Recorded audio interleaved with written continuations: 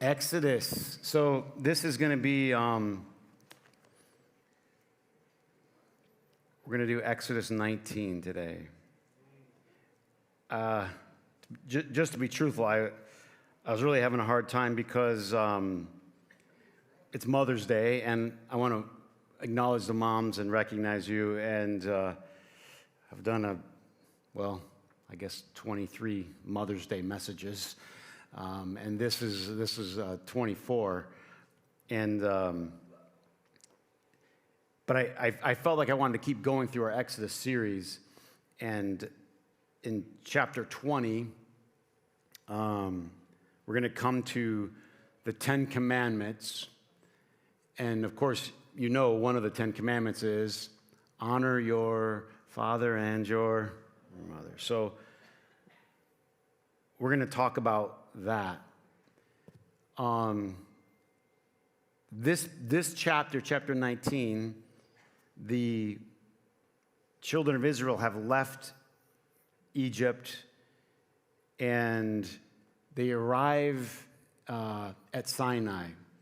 And so I want to read a little bit of the story for you, and then I think you'll see how this is the setup to the giving of the commandments. And sometimes it's not what you say, but how you say it. Have you ever heard that? So sometimes you say something and you say it in a very casual way. And then sometimes you say something in a way that lets everybody know that what you're saying is unbelievably important. And I think what this whole story is about, it's the meeting with God at the mountain, is God saying to them, what I am about to say to you is unbelievably important. Exodus 19:1, in the 3rd month after the Israelites left Egypt, on the very day they came to the desert of Sinai. After they set out from Rephidim, they entered the desert of Sinai. Israel camped there in the desert in front of the mountain. Then Moses went up to God, and the Lord called down to him from the mountain. This is what you are to say to the house of Jacob, and what you are to tell the people of Israel. You have seen what I did in Egypt, how I carried you on eagle's wings and brought you to myself. Kind of a parental, motherly figure there, you know, the eagle carrying the young. If you obey me fully and keep my covenant, then you will be my treasured possessions. You will be a kingdom of priests and a holy nation. So Moses went back and summoned the elders and set before them all the words the Lord had commanded him.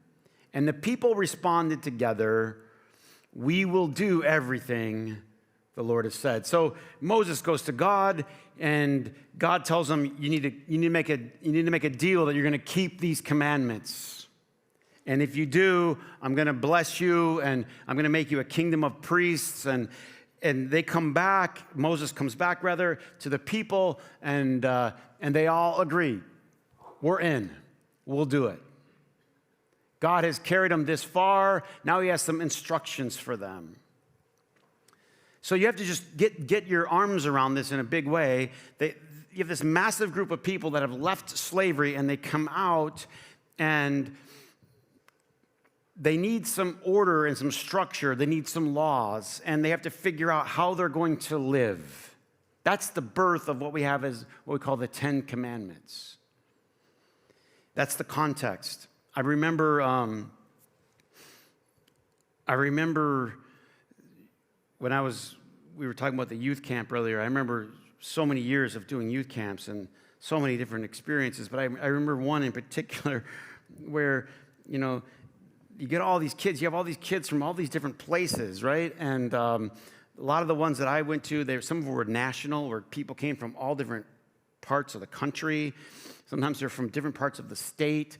And so they didn't know what what are the ground rules here? What can we do and not do? So they would always bring them all in and start to explain to them, here's the rules, here's how we can act, and here's how we cannot act at this camp. Now, of course, they were teenagers, so half of them, were in the back taking notes. Like, I hadn't even thought of going out that window. I didn't even know there was a window there. And that's how teenagers would respond to it. But nonetheless, they had it right when they got started. Like, here's how it's going to work here. And I saw it done really well, and I saw it done really poorly. But nonetheless, that was the idea. So just think about it. Just think about our society today. Would it be good? I mean, we'll get into the 10 Commandments themselves, and you have to think of ways to summarize it, but maybe one way of summarizing it is like, okay, we're not going to steal each other's stuff. We're not going to lie about each other. We're not going to give false witness. I have something to say there, but I'm not going to say it publicly. It's not good when someone goes in front of other people publicly and lies about you. I won't say publicly. It's not good. It's not good. You can't steal. There's all these things you can't do. Essentially, what it really boils down to is, if you get everybody here and you say, everybody just do for yourself. Just whatever extreme selfishness, take whatever you want, take as much as you want, take from anybody you want, you would immediately have what? Chaos. Chaos. So this is essentially putting restraints on people, saying, look, there's going to be enough for everybody. Don't steal his, don't take theirs, and put God, I'll say it this way because the commandments start this way, put God front and center. That's kind of what binds everything together. What our society is wrestling with today is throwing God out and then thinking we can make our own rules up and we'll figure it out. This is what we're toying with as a society. It's not exactly written that way, but that's kind of what we're toying with. It's the unwritten thing. Like, well, you don't really need God. That's kind of old-fashioned. So this is the setup to the delivery of the 10 Commandments and the following laws. I remember my dad was like the most easygoing person.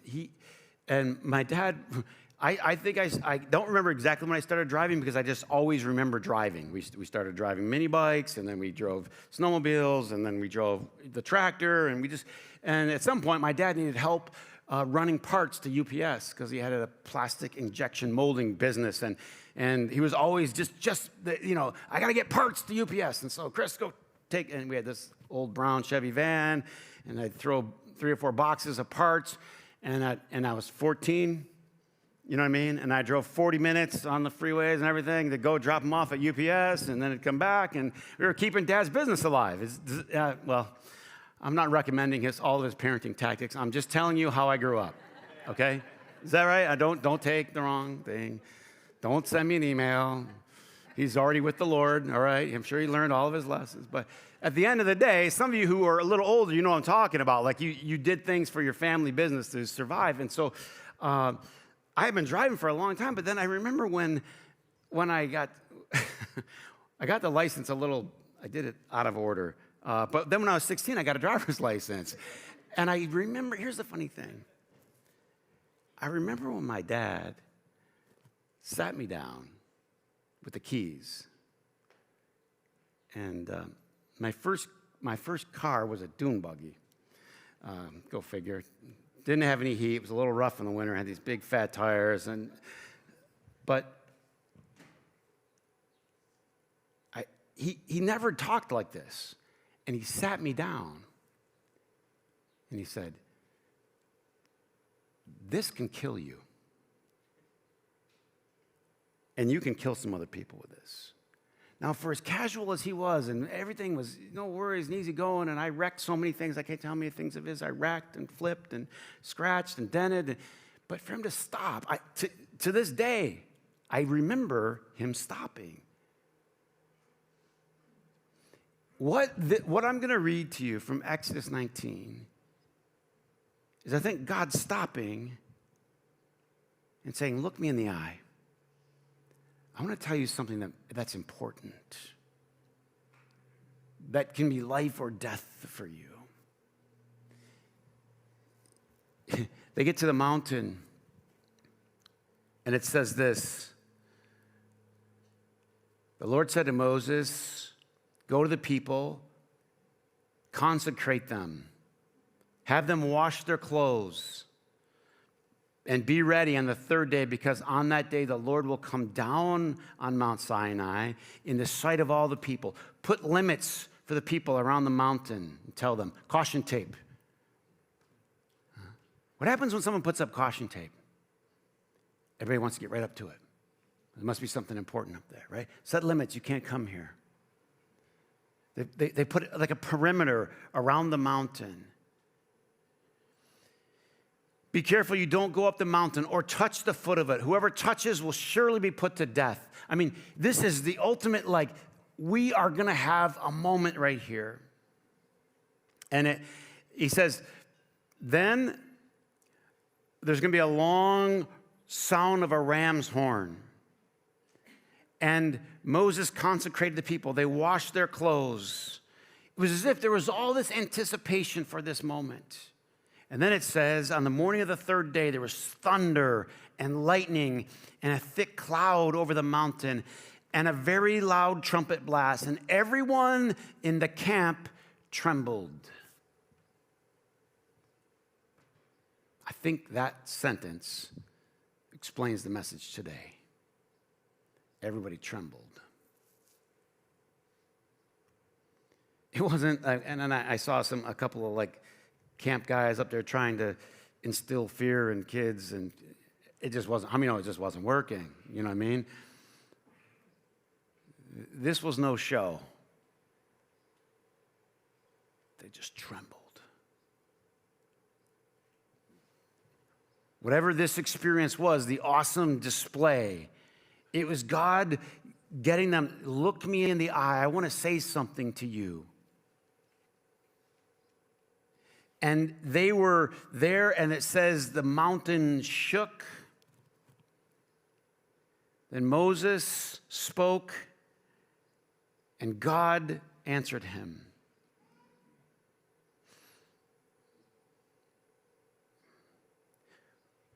Way back when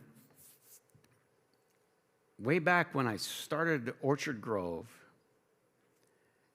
and it's stuck around, and there was my experience had it. There was too much fear. It was always, you get to church and it was about fear. Maybe that wasn't your experience, but it was for a lot of people. And I felt like, man, I think we missed some of this. And so I wanted a place where it could be casual and come as you are. And I think we accomplished that. I think, to be truthful, I think we accomplished too much of it. I do. And I'm glad you're here. I'm glad you got to wear whatever you want. And I'm glad you got your coffee. And that's all good. But something has to make you tremble. Not that you're afraid of God. I think that misses it. People ask me, they said, Chris, it's over and over and over again in the scriptures, this fear, this trembling. It's this sense of the overwhelming power of God. What I did not intend to do with Orchard Grove was to make it like God's your buddy. And there's some fine line there. There's some mysterious mix where God is closer than a brother, where God is your best friend, and yet at the same time, God is transcendent. What we're gonna get to how Jesus treated these, and man, it's rich. How Jesus handled these commandments. We're gonna get to Paul comparing this mountain to the mount in the New Testament, the Mount Calvary. We're gonna get to comparing all of these, and we're gonna see where justice and law meet mercy and grace. They come together, but listen carefully. And almost any good teacher will explain this to you the same way. They say, you almost always are better to start with the law. You're almost always better to start with a little reverence, with a little trembling. Jesus knew how to break these commandments. He's going to teach us how to break them well. But you know what I think is missing in our day? The trembling. The reverence. I was at Arlington Memorial.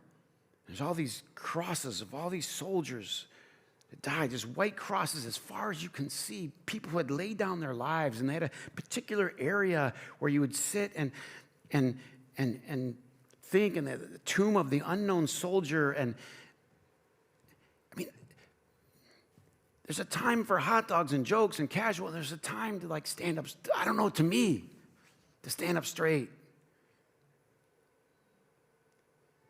Honor your mother.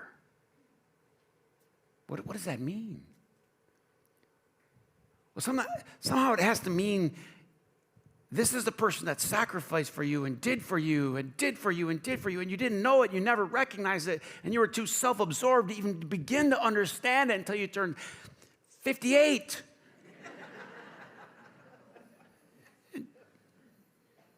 Wow, she did a lot for me.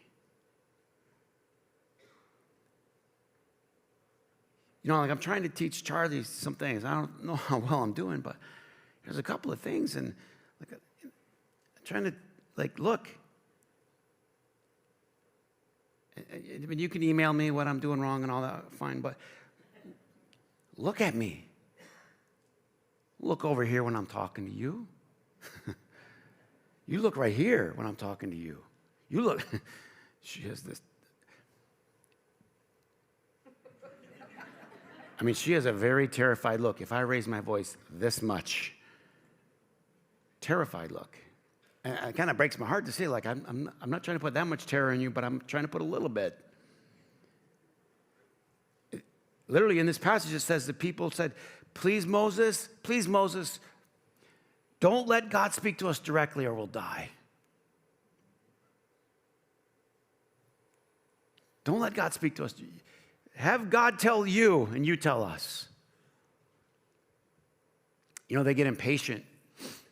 I don't know if you know this in the story, but where we stopped here at this foot of the mountain, I mean, we're going to be there for 59 chapters if you're counting chapters. It's a year.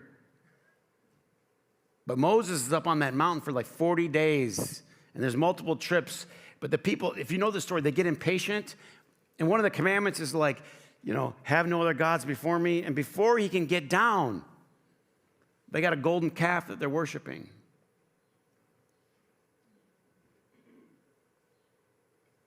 They can't wait 40 days for this to get finished. You know what it made me think of? It makes me think of today's society. They don't worship golden calves. They have other fancy things that they worship. But what happens is this. They don't understand God. They went to church as a kid and they were made to go or whatever or this or that. They don't understand. They don't have the patience to figure out what it's really about. Because they're just sitting there for 40 days like, well, I heard this and I heard this, and they heard rumors of God, but they don't have the patience to figure out what it's really about. And so they just settle for a cheap trinket. Anybody got an earring? Let's make that into a god. Our whole society, right there on the fringe of worshiping cheap trinkets because we don't have the patience. You know what you might have to do? I mean, sometimes honest to God, I try to make the sermons boring because you know why? Sometimes you need to just sit there and listen. You need to be like 16 and just sit down and listen. Well, I didn't understand it. Think about it. You go home and read it. This is bigger than you. That's the first thing you need to know. It's the first thing about this story is this is bigger than you. And if you want to get anywhere in life, the first thing you need to know is that this whole thing is bigger than you. That's lesson uno. The other day, with Charlie, but Dad, I don't want to do this. I was like, I know you don't. And so I went on and said, well, but we have to do this. And she said, but Dad, I don't want to. I said, I understand, but Mom has to do this, and I have to do this. But Dad, I don't want to. I said, come here. Okay. How do I explain this to a 4-year-old? I don't care. Can I think of some other options? So I said, no, let me try to reason with her. Okay. See you, and see these other people? These other people have things to do. So sometimes you don't get to do what you want. Huh? I mean, maybe Mick Jagger should have came down from the mountain. You can't always get... I finished the whole thing, and I was very stern. I looked her in the eyes, and I said, look, it just can't always be what you want. Do you understand? And I've taught her to say, yes, Daddy, which I don't think she means anymore, but she says, yes, Daddy. This is what she followed up with. But I don't want to do that. You can't say that after you said, yes, Daddy. You can't follow up with, but this is the issue. Is this the issue? There has to be something supreme in your life. And I know what's happened is like the whole generation is they're just taking, as soon as you say God, as soon as you say church, Bible, Jesus, people just roll their eyes, throw it over to the side. That's so outdated. Wrong. Whether you recognize it or not, whether you have the patience to sit there at the bottom of the mountain until it's all brought before you, until it unfolds in front of you, you're either gonna worship, or you're gonna find some little trinket like these guys. Anybody got an earring? We'll make a golden calf.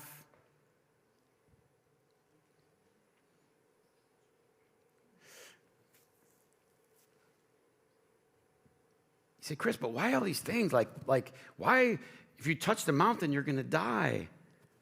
Here's what I think. I don't know, but here's what I think. I think our lack of reverence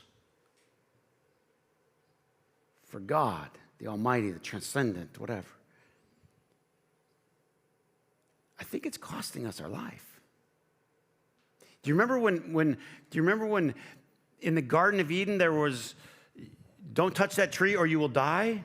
Remember that? On the day you eat of it, you will surely die. And they ate it and they didn't die? Well, at least not in the way you and I look at it, but they did die.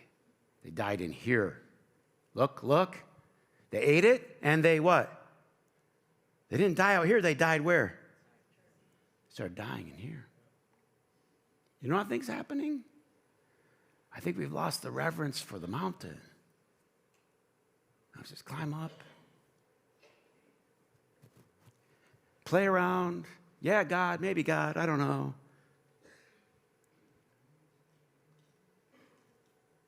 So if church went too far one way in the past, fair enough. But you don't throw the baby out with the bathwater. You don't go to a place where there's no reverence in your life anymore. Where there's nothing that makes you shed a tear or bow your knee or bow your head. That's no good either. If you read in Hebrews, it talks about this very mountain, and he says, we worship God with awe. That's always the word I come back to. Where's the sense of awe in your life? What's bigger than you? What makes you tremble? What makes you bow your head? What makes you bow your knee?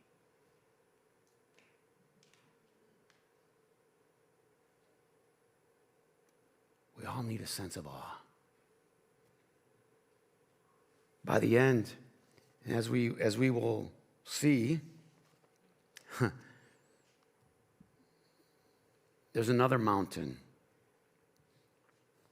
in the New Testament. The mountain on which Jesus dies. And that mountain too shook. And it was dark. And that mountain, too, brought people to their knees. It was God's extreme love. Christ gave his life. The one Roman centurion shook, said, surely this was the Son of God. Can I say it in a different way? Something has to shake you.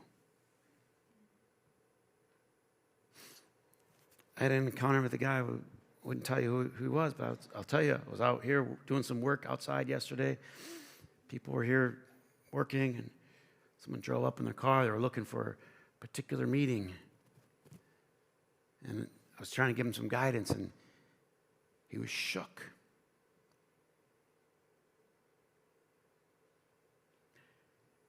You ever been shook? Something will shake you. And this particular mountain, they were all there and they were trembling. This is before one law had been spoken. Moses said, the people cannot come up the mountain because you warned us. And the Lord said, go down and bring Aaron with you. And so this is where it ends before God starts to speak what we call the Ten Commandments. In the weeks that are coming, we're going to see how Jesus handled the commandments. We're going to dive into it all. But if you think about your life, the place to start, just like they're coming out, this is like a new birth. They come out of slavery. It's like Jesus talked about being born again. It's like this new birth. The place that you start is right there at this mountain with a sense of reverence.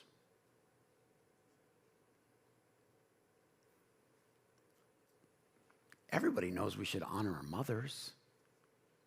It doesn't even need to be in the Bible. It's right here.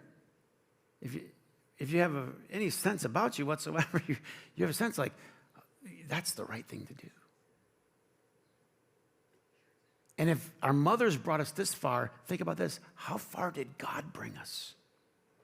But here's the key. Everybody look. Here's the key. It took you a while to realize how much your mom did for you. Did it? It wasn't when you were 13, trust me. Right? It took you a while, and you're like, whoa, that was a whoa. Oftentimes, it's going to take even longer for us to recognize what God has done for us. You mean, maybe we get some casual platitudes and this and that, but the older you get, the more you realize. I think because God's less, tangible? And so the fad, and it's just a fad, it'll pass. But 3,000 people died worshiping that calf. Because we want it like this. Instead, what we need to do is just sit there at the bottom of the mountain and wait. Is it possible that you don't understand yet? That God has more for you than you can even understand? Like, no, let's just make a calf and let's get this done.